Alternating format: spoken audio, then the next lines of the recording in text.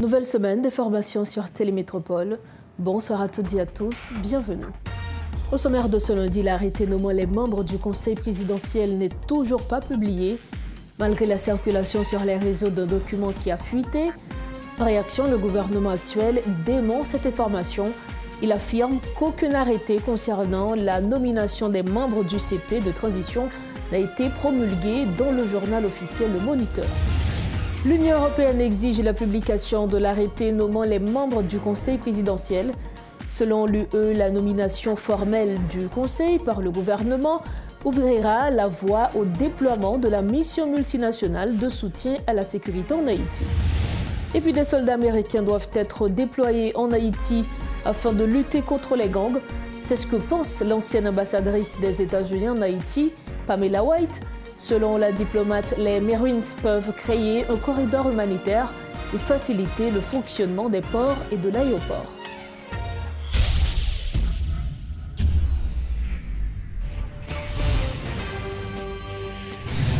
Donc, bonsoir, bienvenue au développement des titres de l'actualité.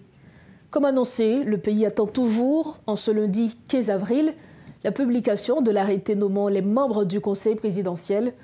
Malgré des documents circulant sur les réseaux sociaux qui indiquent une publication datée du 12 avril, le gouvernement actuel dément cette information. Il affirme à la presse et par extension au grand public qu'aucun arrêté concernant la nomination des membres du Conseil présidentiel de transition n'a été publié dans le journal officiel Le Moniteur.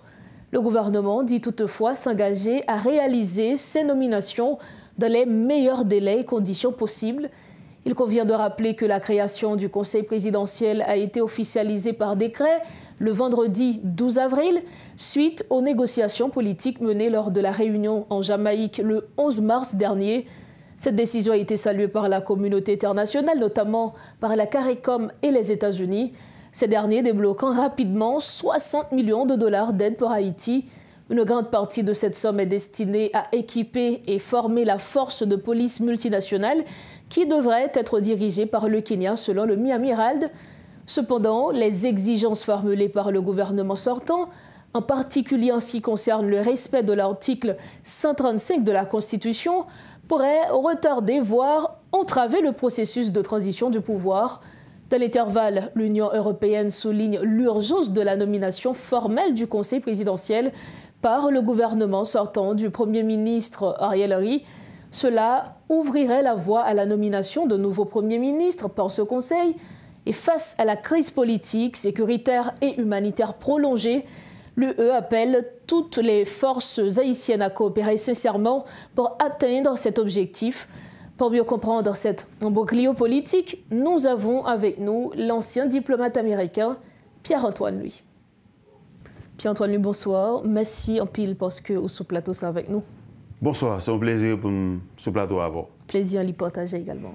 Alors, il faut nous dire qu'après que décret qui portait création Conseil présidentiel a fini publié vendredi dans le journal Le Moniteur, il y a une bonne confusion qui autour de arrêter ça. Qui ça qui expliquait toute confusion ça yo? Bon, l'homme fin quitte studio à vendredi et puis mal quand même mal lit décret. Gain plusieurs bagages qui sautaient aux yeux. Premier bagage là, c'est que premier aspect c'est que déjà dans considérant qu'il y a un problème. Bon ouais, bon me tourner derrière, pas même considérant. En fait, c'est pas décret ça que pour te publier en premier. Qui ça que pour te publier? Ça que pour te publier en premier, c'est un accord que les parties prenantes du Conseil présidentiel signent le 3 avril 2024. Là, on parlait d'accord pour une transition politique pacifique et ordonnée. Exactement. Okay. Donc, accord ça, c'est lui-même qui établit le Conseil présidentiel. Et puis, qui dit que le Conseil présidentiel a nommé un Premier ministre qui, lui-même, de concert avec le Conseil, peut former un gouvernement. Et puis, a gagné, puisque pas un Parlement, un organe de contrôle de l'action gouvernementale, un organe dit quasi législatif. Maintenant, c'est ça pour te publier en premier lieu. Moi, un document, toute partie prenante au signal, parce que c'est lui-même qui est la charte souvelée de la transition. Donc, c'est ça pour te publier avant. Maintenant, l'organe des décrets portant organisation et fonctionnement du Conseil présidentiel qui publie vendredi, premier considérant, c'est la Constitution, c'est normal. Deuxième considérant, c'est l'accord politique du 11 septembre entre Ariel 1. Et puis 2, à cause du 21 décembre, Ariel 2. Maintenant, c'est à quoi ça qu'il faut un gouvernement ça, qui bat sa autorité, qui fait signer, décret, il a publié, arrêté, il a publié bagage dans le moniteur. C'est correct. Maintenant, troisième considérant, référé à la Charte des Nations Unies. Quatrièmement, au traité de Chaguaramas, qui établit la CARICOM. Deux considérants ça pour des problèmes. Parce que pour l'actuel gouvernement, pour eux, c'est deux considérants ça qui sourcent l'établissement du Conseil. Comme quoi, dans tête, parce que la CARICOM voye bayo, la CARICOM communauté caribéenne, voye bayo en correspondance, qui dit que les partis prenants haïtiens formé un conseil présidentiel de 9 membres, ainsi de suite. Donc pour eux, c'est ça. Tandis que c'est accord là, 3 avril là, qui établit le conseil. CARICOM ne fait que faciliter les discussions parce que les Haïtiens ne peuvent pas entendre. Mais CARICOM n'est pas parti pour notre bagaille là, il n'est pas nécessaire pour te citer ni la charte de l'ONU, ni l'accord de Chaguaramas qui établit la CARICOM. Donc, quatrième considérant est supposé l'accord du 3 avril. Donc, et puis l'autre problème, nulle part, le gouvernement n'a pas dit qui est-ce qui formait le conseil présidentiel là. Donc, c'est une situation ça, qui vient causer un tollé, qui vient causer des confusions, qui fait que aujourd'hui, tout le monde confus, personne ne peut comprendre ce qui a passé. Est-ce que vous pensez que le gouvernement l'y fait sciemment pour ne pas citer nos monde qui fait partie du conseil présidentiel là? Je ne pas dans tête mon yo, je ne pas affirmer que c'est ça. Cependant, moi suspecte dans l'analyse que son vote politique cap joué. Messieurs dames yo doivent quitter le pouvoir. Il a négocié un porte de sortie, peut-être qu'il voulait des avantages avant de quitter le pouvoir, il est bruit de ça dans la société. Il est capable d'où peut-être une mauvaise compréhension de la nature que de ça qu'a fait dans le pays. Il est capable d'où c'est de la nature humaine d'être incompétent. Il est capable d'incompétence. Même plus penser que c'est habitude nous venons prendre dans le pays pour nous pas faire notre confiance, nous pas garder qui ça qu'a fait Haïti entre Haïtiens, mais nous avons toujours cherché un parrain international. Donc, nous créons un monstre. Côté que nous ne pas comprendre que, en fait, un accord politique, c'est un instrument sui generis. Sui generis en latin signifie de l'espèce même. Ça veut dire, accord politique là, il gagne là, donne tout ça le besoin. Pour la simple et bonne raison que dans la situation là, pour l'établissement d'un gouvernement de transition, la Constitution n'a pas répondu. Parce que pas de président, pas de premier ministre, pas de parlement. Donc, il y a deux institutions politiques qui parlent là. Le pouvoir exécutif et le pouvoir législatif. Donc, ça veut dire qu'on a une situation de rapport de force politique qui signifie quoi? Ça, acteurs, ou bien une majorité des acteurs, Chita, ils ont fait un accord inclusif. Ils viennent remplacer la portion de la Constitution qui dit qui genre pour un gouvernement mettre en place. Et là, le gouvernement qui est en place là, c'est ça sui generis, cela veut dire que de sa propre espèce, ça veut dire qu'il répond à tous les critères, il n'y a pas d'autre bagage pour le faire que pour le publier accord là. Jean, acteur aussi, là, même Jean, accord du 11 septembre et accord Ariel 1, accord du 21 décembre, Ariel 2, qui fait que aujourd'hui, il y a gouverné nous. Parce que deux accords ça pas rien pour voir avec la Constitution, c'est parce que la Constitution aujourd'hui à condition de pas réunir pour appliquer la Constitution dans l'espèce. Alors, nous connaissons que le gouvernement démissionnaire là, il demandé pour chaque monde qui fait partie du conseil présidentiel là, pour tes pièces, il exige une série de pièces. Est-ce que c'est un bagage qui est légal? Est-ce que c'est faisable tout, Pierre-Antoine? Bon, exactement. Excellente question. C'est ça que fait. Si la Constitution n'est pas applicable, sans problème, c'est l'article 135 de la Constitution qui dit qui ça pour faire. C'est bien. Mais, comprenez tout que, dans l'exigence, ça, organe qui peut jouer au rôle, ça, pas là. Premièrement, c'est le Conseil électoral qui détermine l'éligibilité. Est-ce que vous êtes qualifié pour le candidat à la présidence? C'est le Conseil électoral là qui fait ça, pas un Conseil électoral là. 2. Si il va le nommer au Premier ministre, c'est le Parlement qui va le ratifier là ou bien paratif là qui va regarder est-ce que vous répondez à critères nationalité, est-ce que vous avez des charges sous des ordonnateurs publics avant ou ordonnatrices publiques, est-ce que vous avez payé un impôt dans les 5 dernières années passées, est-ce que vous avez une résidence en Haïti, ainsi de suite. Comprendre que actuellement, messieurs dames qui sont au pouvoir aujourd'hui, qui ministres, monsieur qui premier ministre là, organe ça n'a pas existé pour demander aux documents que y a demandé là aujourd'hui. Donc pour c'est une manœuvre tout simplement pour Kembe pouvoir toujours. Je ne peux pas affirmer ni moi ni vous, sauf pour nous avoir remonté. Mais si vous regardez la situation par rapport à eux-mêmes, gens aujourd'hui à exercer pouvoir pour exercer, personne ne va demander ça. Donc c'est une manœuvre politique qui a fait durer, perdurer, ou bien durer en créole. Non, souffrance population. Que vous avez 5 semaines, samedi Cap a fait 6 semaines à l'aéroport fermé, aéroport Port-au-Prince fermé, principal aéroport international pays. Les ports maritimes fermés, dont le port maritime de Port-au-Prince public, et des médicaments de baguette, oxygène, et de l'eau potable, produits alimentaires, parce que nous importons 60-70% paquet de denrées que nous avons besoin. Carburant, on va remarquer prix à monter. Les gens qui sont malades, qui pas donc pays a une situation exécrable, les gens pas à l'école dans la zone métropolitaine, tandis que les gens à l'école dans le reste pays qui disposition pour écolier ça étudiants ça pour être capable de faire examen l'état et puis qu'on y a jouer politique ça. C'est ça qui m'esquin parce que encore une fois pour étudiants captant de un accord politique est ça en latin sui generis G-E-N-E-R-I-S qui signifie de sa propre espèce. Ça veut dire accord politique là gain tout son besoin là-dedans pour interpréter pour dire qu'il s'allie côté constitution pas répondre à exigence du moment. Et monsieur Damio comme ça, c'est comme ça yo même yo existe aujourd'hui là en tant que ministre et en tant que premier ministre. Oh, en passant, on l'autre problème. Côté Ariel Henry. Une quarantaine de jours pas aucun haïtien contre côté Ariel Henry. Non, c'est peut-être monsieur Dam ça vous connaît. Et regardez, au frère de la princesse, l'état haïtien que côté monsieur EA, alors qu'il dit démissionner et que il nommé au premier ministre AI pendant le pat là, qui signifie que, comme tout le monde connaît dans le monde là, c'est peut-être Haïti qui est le seul pays dans le monde là, côté monde qui a gouverné là, même peuple haïtien pas contre côté lié, et puis peuple haïtien a payé hôtel ou même pas contre qui ça pour lui chaque jour.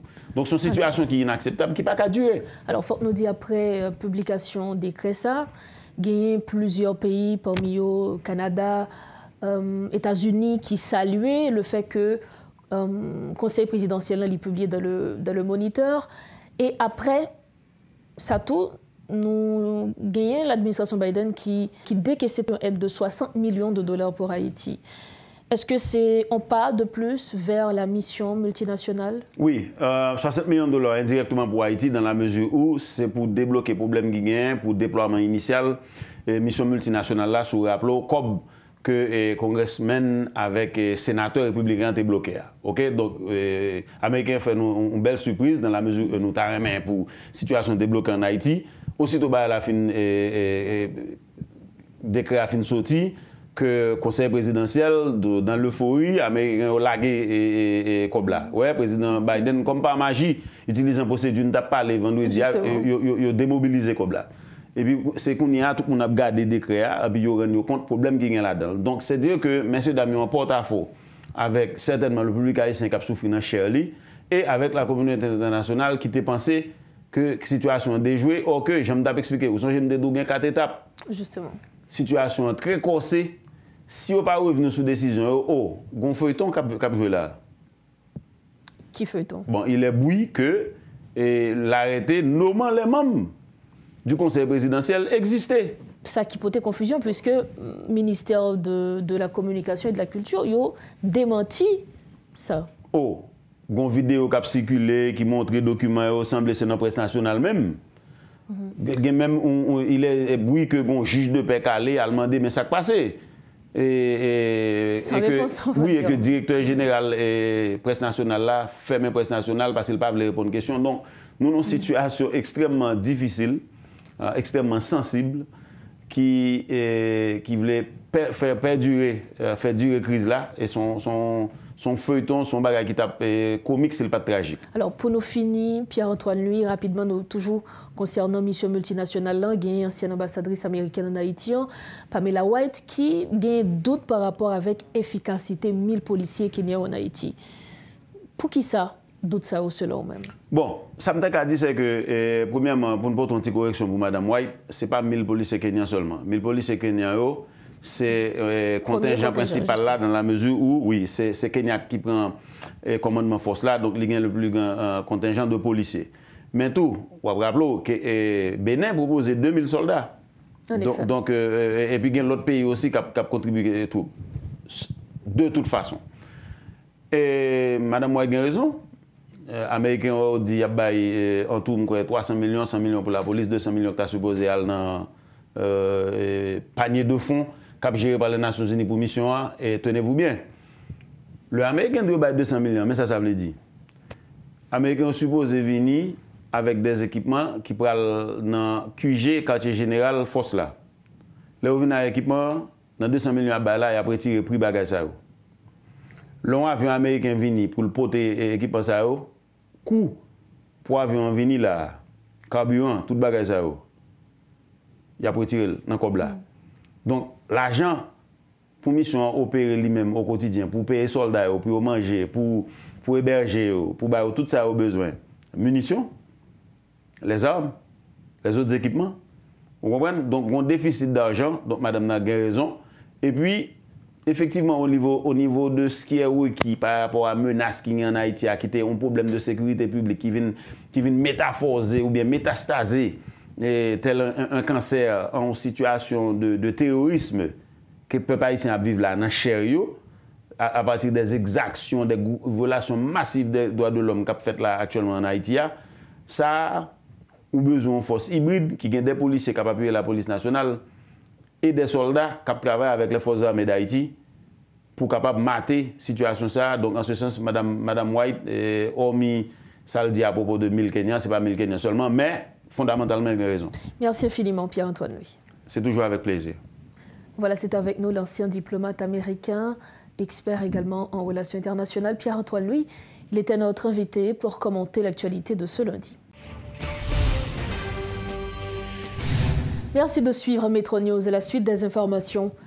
L'ancienne ambassadrice des États-Unis en Haïti, Mme Pamela White, presse le gouvernement américain de déployer des troupes pour établir la sécurité indispensable à l'acheminement de l'aide humanitaire. Pour Mme White, les Marines américains peuvent créer un corridor humanitaire et faciliter le fonctionnement des ports et de l'aéroport. L'ancienne diplomate dit ne pas comprendre l'inaction de la communauté internationale en dépit de la catastrophe en cours dans le pays. Elle rejette l'argumentaire relatif aux échecs des interventions militaires antérieures. Mme White croit qu'il sera très difficile de déployer une mission multinationale en Haïti. Elle souligne que des fonds n'ont pas été mobilisés pour financer cette éventuelle mission.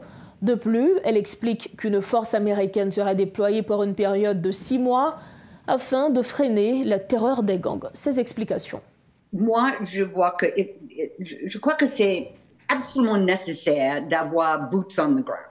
C'est-à-dire, il faut une force militaire internationale. Et je crois qu'il doit avoir une bonne idée quel est le vrai problème, qu'est-ce qu'ils doivent faire, pourquoi ils sont là en Haïti.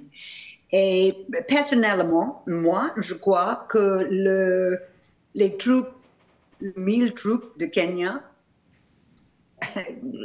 je n'ai pas beaucoup d'espoir pour eux. Je crois qu'il faut une force militaire et personnellement, je crois que ça doit être américain. Je sais que tout le monde, tous les diplomates en haut, les grands types de Washington a dit que c'est non, on ne va pas envoyer les troupes américaines en Haïti encore une fois. Mais pour moi, je ne vois pas une autre solution. La chose qui est le plus important, c'est la sécurité. On parle de 9 personnes, c'est OK, on parle de 9 personnes, mais on ne parle pas de sécurité. On ne peut rien faire en Haïti s'il n'y a pas de sécurité. Mm-hmm. Il y a 5 millions de personnes qui sont assez de manger. Il n'y a presque pas de l'eau, il n'y a presque pas de nourriture, il n'y a pas de les choses pour les médecins. Mm-hmm. C'est une crise humanitaire qui est incroyable à penser. Je ne sais pas pourquoi il n'y a pas beaucoup plus d'intérêt des États-Unis.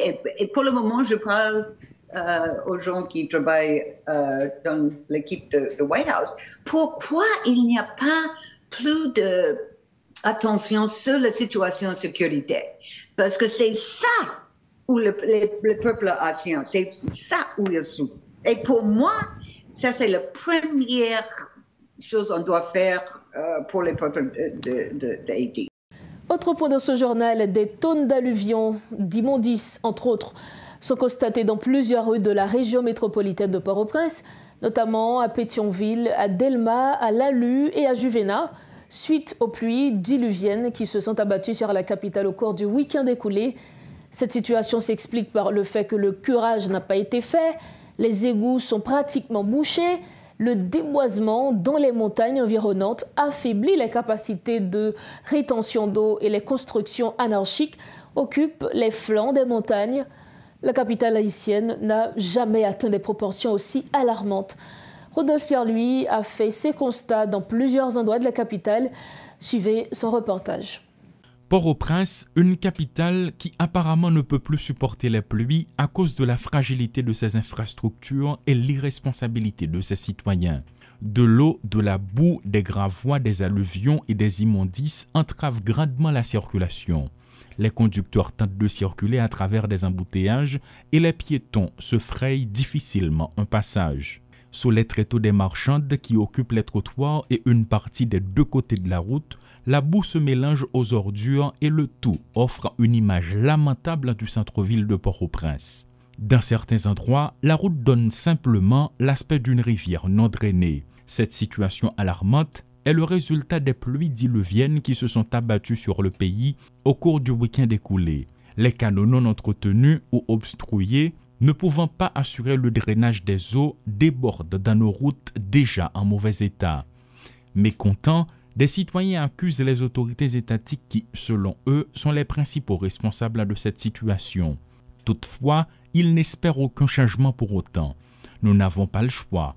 À cela, ajoute-t-il, la situation a toujours été ainsi et ce n'est pas demain qu'il y aura une amélioration, a fait remarquer un commerçant du centre-ville.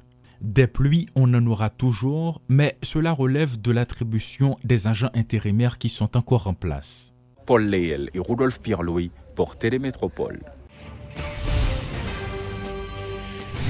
Nous refermons cette édition de Métro News, mais avant de partir, voici l'essentiel de l'actualité développée ce lundi. L'arrêté nommant les membres du Conseil présidentiel n'est toujours pas publié, malgré la circulation sur les réseaux de documents qui a fuité. En réaction, le gouvernement actuel dément cette information. Il affirme qu'aucun arrêté concernant la nomination des membres du CP n'a été promulgué dans le journal officiel Le Moniteur. L'Union européenne exige la publication de l'arrêté nommant les membres du Conseil présidentiel.